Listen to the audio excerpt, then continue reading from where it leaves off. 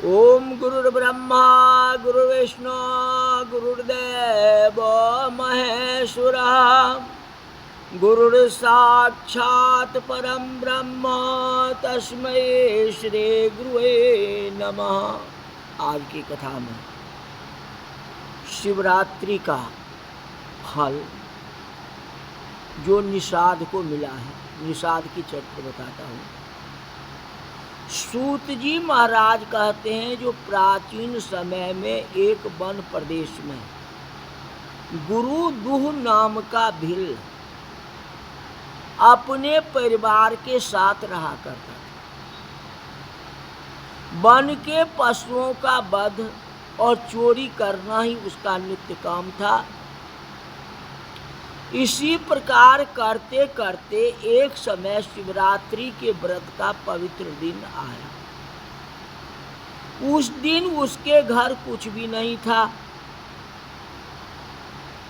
तो उसके परिवार के लोग, माता पिता सभी भूखे थे। उन्होंने कहा कि कहीं से खाना ले आओ, हम लोग भूखे पड़े हैं, मर रहे हैं। यह सुन के भील ने अपना धनुष बाण उठाया और शिकार के लिए वन की ओर चल पड़ा। तो भाग्य बस सारा दिन फिरता रहा, किंतु शिकार हाथ न आया। रात हुई, शिकारी व्याकुल हो गया। उसने विचार किया कि मैं खाली हाथ घर कैसे लौटूं, उन्हें खाने को क्या दूंगा। इसलिए अब मैं इसी तालाब के किनारे में बैठ जाता हूँ। कोई न कोई पशु जल पीने तो आएगा, तो मैं उसका शिकार कर लूँ।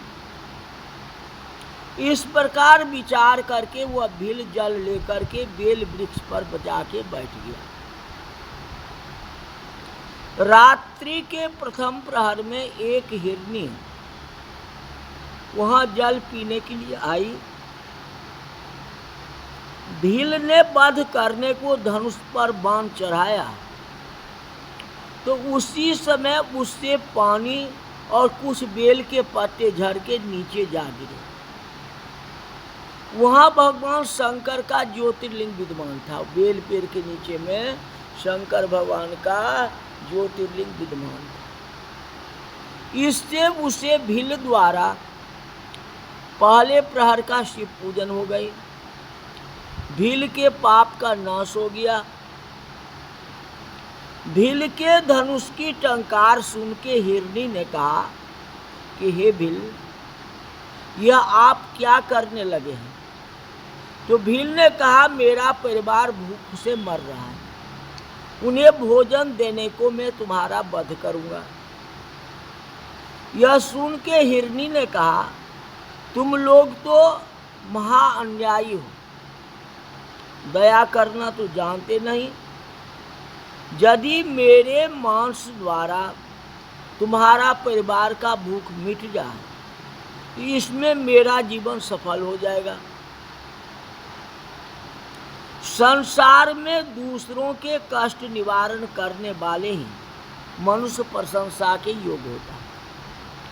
अब तुम थोड़ी देर के लिए रुक जाओ, मैं अपने घर जाके अपने बच्चों को और बहन के हवाले कर देती हूँ। विश्वास करो, मैं लौट करके आती हूँ। यदि मैं लौट करके न आऊँ तो मुझे यह पाप लगे जो विश्वासघात को लगता है। हिरनी के विश्वास दिलाने पर भील ने उसे जाने दिया। इस प्रकार उसका प्रथम प्रहर का जागरण भी हो गया। अब तो जगह हुआ रह गई। उसके बाद हिरनी की बहन ढूंढते ढूंढते वहां आ पहुंची। उसे देख के भील ने झट अपने धनुष पर बाण चढ़ा लिया, तो पहले की तरह जल एवं बेलपत्र फिर शिव जी के ऊपर गिर गया। इससे दूसरा प्रहर का पूजन जो है भील का हो गया। अब धनुष की टंकार सुन के वो हिरनी बोली कि भीलराज आप ये क्या करने लगे। तो भील ने उसको भी उत्तर दिया जो पहली हिरनी को दे चुका था। यह सुन के हिरनी बोली कि भीलराज थोड़ी देर के लिए मुझे घर जाने की आज्ञा दे दो, मैं अपने बच्चों को देख के लौट करके आ जाऊंगा। भील ने उसे भी जाने की आज्ञा दे दी। इस प्रकार जागते जाते भील का दूसरे पहर का जागरण भी हो गया। तीसरा पहर आया। उस समय एक मोटा शरीर वाला हिरण पहुंचा। उसे देख के फिर उसने धनुष पर बाण चढ़ाया, जिससे फिर शिवजी पर जल एवं बेल के पत्ते झड़ के गिर पड़ा।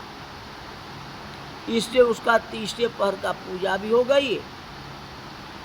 हिरण ने उसको चढ़े हुए बाण को देख के पूछा कि आप क्या करने लगे। तो भील ने उसे भी वही उत्तर दिया जो पहले हिरनी को दिया था। तो हिरण ने कहा कि हे भीलराज, मैं अपने बच्चे को धैर्य देके अभी लौट करके आता हूँ, यह मैं शपथ पूर्वक कहता हूँ, आप विश्वास रखो। भील ने यह सुन के उसे भी जाने को आज्ञा दे दी। इस प्रकार भील का तीसरे पहर का भी जागरण हो गया। अब तीनों घर जाके एकत्रित हुए, आपस में अपना अपना वृत्तांत सुना के बोले, हमें भील के आगे वापस लौटने की शपथ ले रखी है, इसी कारण हमें यहाँ अवश्य जाना चाहिए। तब वे अपने बच्चों को धैर्य देके चलने को तैयार हो गए। तो बच्चों ने विचार किया, जहाँ हमारे माता पिता जीवन देंगे हम उन्हीं के साथ प्राण गंवा देंगे। इस प्रकार वे सबके सब वहाँ पहुँचे। भील ने उन्हें आया देख करके वहाँ आया देख के झट धनुष पर बाण चढ़ाया। उसी समय जल और बेलपत्र झड़ के शिवजी पर गिर पड़े। इससे उसकी चौथे प्रहर की पूजा हो गई। अब उसे ज्ञान प्राप्त हो गया। किसको? भील को।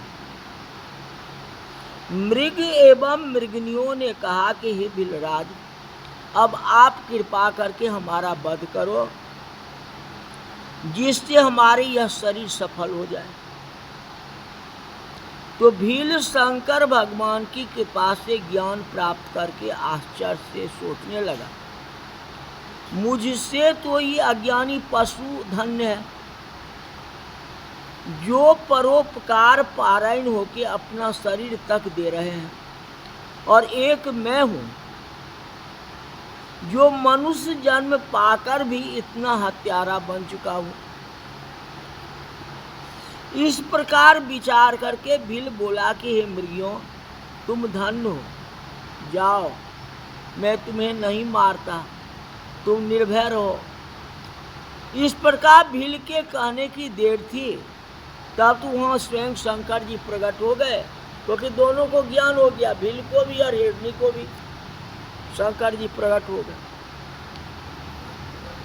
भगवान शंकर को देख के भील झट से शंकर भगवान के चरणों में गिर पड़ा। भगवान शंकर ने कहा कि हे व्याधर से, मैं बहुत प्रसन्न हूँ। इस समय तुम श्रृंगवेरपुर के श्रेष्ठ राजधानी में जाके आनंद के साथ इच्छित भोग प्राप्त करो। भगवान राम जी के साथ तुम्हारी भक्ति पूर्वक मित्रता हो जाएगी, वही निषाद है दूसरे जन्म में। उसी दिन से सभी सुख भोगे श्री रामचंद्र जी की अनुग्रह से व्याघ्र ने परम पद को प्राप्त किया, और बिना जाने एक पापी व्याघ्र के शिव चतुर्दशी का व्रत हो गया, और उसी के उपवास से उसे मोक्ष प्राप्त हुआ, उस भील को। और ज्ञान सहित उपवास व्रत के धारण करने से उन्हें मोक्ष पद की प्राप्ति हुई और वही निषाद बना है जो भगवान को वनवास में जगह दिखाए, पद्म कुटी बनाए हैं। ऋषि महाराज कहते हैं कि सूत जी, अब आप कृपा करके मुक्ति का स्वरूप वर्णन करें। सूत जी बोले कि ऋषियों, इस प्रकार भगवान शंकर के उपवास व्रत करने से सभी प्रकार के पाप नष्ट हो जाते हैं। उसे उत्तम सुखदायक सारूप्य, सालोक्य और सायुज्य 4 प्रकार की मुक्ति प्राप्ति होती है। धर्म, अर्थ, काम ये तीनों वर्ग तो ब्रह्मा, विष्णु आदि देवता भी दे सकते हैं, किंतु मुक्ति देने के काम तो भगवान शंकर का ही है। भगवान शंकर तो पार ब्रह्म है, विज्ञान में अव्यय, सर्वदुष्टा, ज्ञान लभ्य, धर्म, अर्थ, काम, मोक्ष 4 फल को देने वाला हमारे शिव जी हैं। हे ऋषियों, इस प्रकार से और भी कठिनता से प्राप्त होने वाली केवल नाम की 5वीं मुक्ति भी है। भगवान शिव का स्वरूप सकल एवं निष्फल भेद से 2 प्रकार का है। यह शिव स्वरूप ब्रह्मा, विष्णु आदि कोई भी भली भांति नहीं जान सके जो शिव कौन है। भगवान शंकर सच्चित आनंद, सत्य, ज्ञान, अंतर्हित, अव्यय और अविनाशी है। यह स्वरूप मन वाणी से अतीत है, सदा शिव पूर्ण ब्रह्म परमात्मा है। मुक्ति हेतु ज्ञान द्वारा शिव जन में श्रेष्ठ है। सदाशिव भजन के अधीन होके ज्ञान में परम मुक्ति के दाता, जिनके कृपा द्वारा मुक्ति सुलभ हो। यह प्रेम का अंकुर रूप, प्रेम तक्षण भक्ति, भक्ति गुण युक्त एवं गुण सहित अनेक प्रकार की। इनका वर्णन करना तो बहुत कठिन है। शिव तो शिव है, शिव से बढ़ कर के कोई नहीं है। आजमा लो। भोले बाबा से बढ़ कर के दानी, भोले बाबा से बढ़ कर के दानी, देवताओं में कोई नहीं है, भोले बाबा से बढ़ कर के दानी। बैठे पर्वत के ऊंचे शिखर पर, देखते सबको एक ही नजर में, बैठे पर्वत के ऊपर शिखर पर, देखते सबको एक ही नजर में, देखते सबको एक ही नजर में। कोई चाहे तो खुद आजमा ले, कोई चाहे तो खुद आजमा ले, इनसे बढ़ कर के दानी नहीं है, भोले बाबा से बढ़ कर के दानी। देवताओं में कोई नहीं है, भोले बाबा से बढ़ कर के दानी। देवताओं में कोई नहीं है, देवताओं में कोई नहीं है, देवताओं में कोई नहीं है, देवताओं में कोई नहीं है, देवताओं में कोई नहीं है, भोले बाबा से बढ़ कर के दानी, भोले बाबा से बढ़ कर के दानी, देवताओं में कोई नहीं है, भोले बाबा से बढ़ कर के दान। वो शंकर भगवान की जय।